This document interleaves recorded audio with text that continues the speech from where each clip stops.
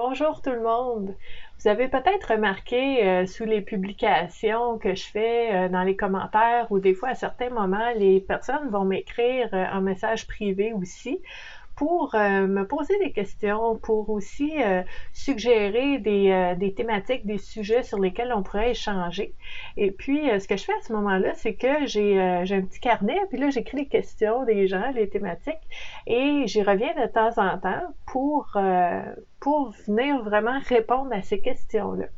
Donc aujourd'hui, je suis retournée dans mon petit carnet et j'ai trouvé une question d'Emmanuel qui me posait la question, en fait, comment on fait pour passer du pessimisme quand on vit une situation précaire, quand on est dans une situation vraiment difficile, ou est-ce que la réalité est vraiment pas facile à ce moment-là, avec des possibilités vraiment très minces, ou est-ce qu'on ne voit pas vraiment de possibilités?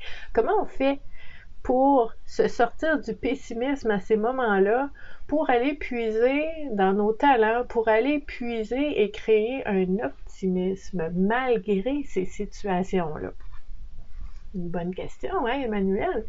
Donc, en fait, j'ai envie de vous dire que dans la question, il y a la réponse, OK? Parce que, puis en fait, c'est une piste de réflexion que je vous propose, c'est une réponse parmi tant d'autres. Il y a différentes façons de voir les choses, mais moi, ce qui me vient à l'esprit quand j'entends cette question-là, puis que quand je vous dis que la réponse est dans la question, ben c'est que c'est très important de ne pas ignorer, de ne pas nier ce qui va pas. On veut pas se cacher la tête dans le sable. J'ai déjà fait une vidéo sur les dangers de la pensée positive toxique. Tu sais, où est-ce qu'on ignore ce qui va pas, puis qu'on n'arrête pas de se répéter que tout va bien alors que c'est pas vrai, mais c'est torturant, puis on n'est pas bien là-dedans. On peut pas faire ça.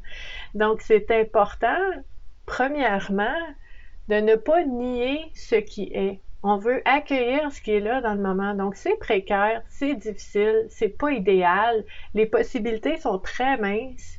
Même dans le fait qu'on dise que les possibilités sont minces, sont pas nulles, sont pas à zéro. Il y en a pas beaucoup, mais il y en a.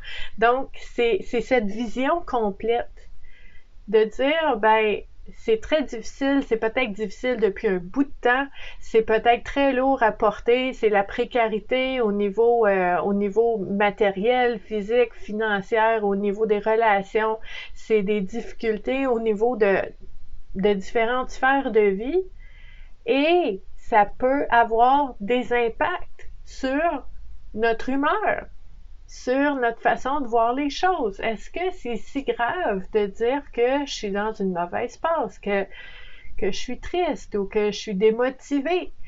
Ça arrive, ça se peut. C'est pas la fin du monde, c'est une réponse normale à des situations qui nous arrivent. Donc, on réagit, on est humain, on a des émotions. On veut pas aller à l'optimisme à tout prix, là. On veut pas faker. On veut pas faire semblant. Tu sais, moi, quand j'entends fake it till you make it, je suis pas d'accord avec cette idée-là parce que on n'est pas con. On le sait comment on se sent. Puis quand on résiste, quand on dit le contraire, quand on ignore, quand on repousse, ben, ça disparaît pas. Ça reste là. Et ce que ça fait, c'est qu'on n'est pas en cohérence avec nous-mêmes. Donc, en plus de vivre les difficultés qu'on vit, en plus de ça, on n'est pas en cohérence avec nous-mêmes, on n'est pas bien avec nous-mêmes, on n'est pas bien ancré, on n'est pas dans un espace où est-ce qu'on peut recevoir ou percevoir différentes possibilités. On est pris parce qu'on n'est pas bien en nous-mêmes. Fait qu'à la base, accepter ce qui est. C'est pas facile en ce moment. Je vis de la tristesse en ce moment, je vis du doute en ce moment, j'ai peur en ce moment, je suis en colère en ce moment. Tout ça, c'est correct. OK? Mais comment je fais, comme Emmanuel nous pose la question, pour passer de ça, qui est la réalité en ce moment, à un optimisme, à une façon d'utiliser nos talents pour se sortir de cette situation-là? Puis ça, pour se sortir de la situation, c'est comme l'objectif ultime.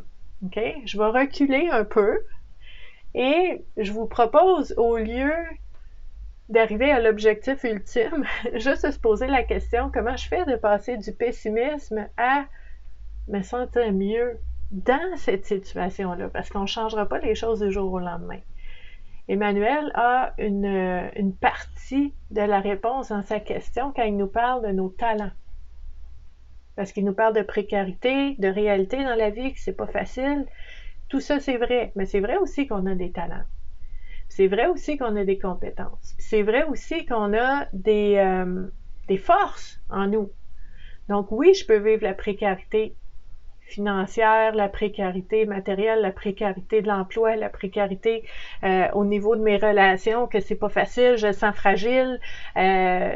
Tout ça, ça existe. Et j'ai des talents. Un défi, un obstacle, une épreuve, un problème n'efface pas nos talents. OK? Donc, comme je vous dis souvent, pour moi, la piste de réflexion, c'est de prendre du recul et d'essayer de voir largement. Oui, il y a des difficultés. Oui, il y a des choses que j'aimerais changer. Oui, il y a de la précarité. Oui, ma réalité n'est pas facile en ce moment. Et, rajouter le mot « et ». Puis là, on va chercher l'autre côté. Et, il y a des sphères de ma vie qui vont bien. Ça, c'est super important. Parce que des fois, là, quand on vit un moment difficile, que la réalité n'est pas facile, mais la réalité de quoi? La réalité dans cette relation-là. La réalité dans mon travail. Peut-être que c'est pas facile, mais si je prends du recul et je regarde largement, ben peut-être que dans ma famille ça va bien, peut-être que ma santé va bien, peut-être que j'ai des loisirs, des activités que j'aime beaucoup, peut-être que j'ai quelqu'un à qui parler, peut-être que je peux aller prendre un café avec quelqu'un, puis ça va être un moment positif, nourrissant, dans une période où est-ce que il y a une difficulté dans une sphère de vie, mais pas dans toutes les sphères de vie. OK? Ça, c'est super important. Fait que moi, souvent, quand il m'arrive quelque chose, hein, parce que souvent, c'est ça, c'est quand on planifie, ben là, on peut être déçu. On a des attentes, on est déçu, il m'est arrivé quelque chose, ça m'est tombé dessus. On se sent comme ça. C'est pas exactement comme ça que ça arrive, mais on se sent comme ça. On se sent un peu comme si on subissait, comme si on était victime de ces événements-là. Ben moi, quand ça m'arrive, je veux pas l'ignorer, je veux pas le mettre de côté, je veux pas résister, parce que je sais que le plus que je résiste, le plus que ça crie fort, puis ça va être entendu. Fait que non, j'accepte, j'accueille, ça existe. Voici, dans cette sphère de vie, c'est pas facile. Mais dans ma tête, j'aime beaucoup les images. Pour ceux qui me suivent depuis un moment, vous savez, j'aime beaucoup les symboles et les images. Dans ma tête, là, ça fait pop, pop, pop, pop, pop, pop, pop, pop, pop, pop, pop, plein de petits pop-up, des petits ronds, puis je vois plein de sphères. Puis là, je me dis, OK, ma sphère de la santé, la sphère de la famille, la sphère de la parenté, mes amis, mes voisins, mes passions, mon travail, ma vocation, je sais pas, mes loisirs, les choses que j'aime faire, ma détente, mon ressourcement, les finances, tout, je mets tout, pop, pop, pop, pop, pop, des petits pop-up, puis ça m'aide à voir que l'orage, il est pas partout. Il est dans une sphère qui est orageuse. Puis je l'ignore pas, il va falloir que je vive ça. Il va falloir que je passe à travers ça. C'est pas facile, mais qu'est-ce qui va m'aider? C'est toutes les autres sphères qui vont bien. Et c'est de me rappeler que j'ai des talents, j'ai des forces, j'ai des compétences. Il y a des choses que j'ai en moi, que je porte en moi, qui sont là, peu importe que ça va bien ou ça va mal, puis je peux les utiliser si je me souviens qu'elles sont là. OK? Donc, pour répondre à la question à Emmanuel, ben c'est ça que je vous dirais, c'est de ne pas ignorer ce qui est difficile, mais de ne pas oublier ce qui va bien. Puis c'est comme ça qu'on fait. Emmanuel nous disait comment on fait pour passer du pessimisme à l'optimisme. C'est une excellente question parce qu'on comprend bien le chemin qu'on veut faire.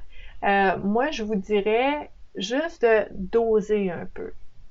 Parce que de passer du pessimisme à l'optimisme, la marche est haute des fois. Des fois, la façon qu'on se sent, ça semble vraiment, vraiment loin.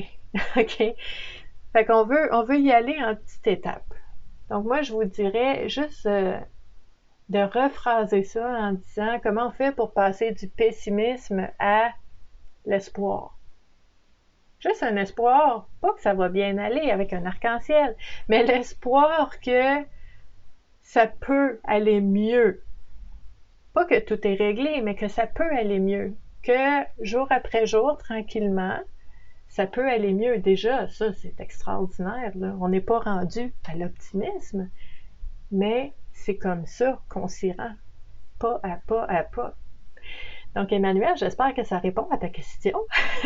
Et j'espère aussi que ce soit intéressant puis que ça puisse alimenter des réflexions pour d'autres personnes qui vont entendre cette vidéo-là. Donc, je vous remercie d'avoir été là. Je vous invite à me laisser vos questions, soit en message privé ou dans les commentaires. Je note toujours pour y revenir. Donc, il n'y a pas de souci là-dessus. Ça me fait plaisir d'échanger avec vous à ces sujets-là. Si vous voulez vous joindre à nous sur les différents réseaux sociaux Vivre à coup de cœur, vous allez trouver tout ce qui concerne le bien-être et la santé mentale. Moi, je suis intervenante sociale, j'accompagne les gens depuis 25 ans maintenant. Avec l'avènement des réseaux sociaux, j'accompagne les gens de partout en même temps. C'est merveilleux, j'adore ça, être avec vous. Donc, vous êtes les bienvenus. Je vais mettre les différents endroits où est-ce que vous pouvez vous joindre à nous là, sous la vidéo. Et je vous dis à la prochaine. Bye!